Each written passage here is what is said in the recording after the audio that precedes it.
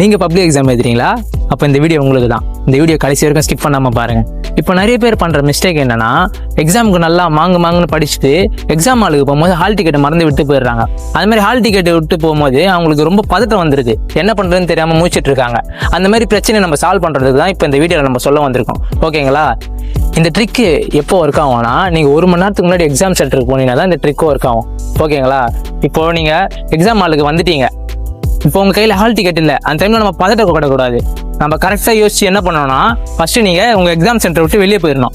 Exam centre விட்டு வெளியே போயிட்டீங்களா, நடுவில் வண்டியோ இல்லை பஸ்ஸோ எதுனா போச்சுன்னு வச்சுக்கோங்களேன், கை போட்டு வண்டியில் ஏறிட்டு நீங்கள் உங்கள் வீட்டுக்கு போயிட்டு உங்கள் ஹால் டிக்கெட் எடுத்துகிட்டு வந்துடுங்க.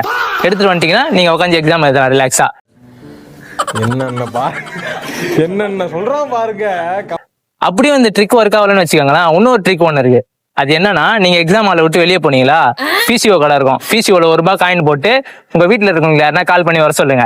அவங்க வந்து உங்களுக்கு ஹால் டிக்கெட் எடுத்துகிட்டு வந்து கொடுத்துருவாங்க. நீங்களும் நிம்மதியாக எக்ஸாம் எழுதலாம்.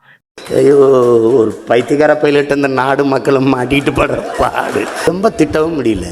இன்னும் இது மாதிரி நிறைய யூஸ்ஃபுல்லான ட்ரிக்ஸ் வேணும்னா நம்ம ஐடியா ஃபாலோ பண்ணுங்க, லைக் பண்ணுங்க, ஷேர் பண்ணுங்க, கமெண்ட் பண்ணுங்க, மறக்காம சப்ஸ்கிரைப் பண்ணிடுங்க. நன்றி, வணக்கம்.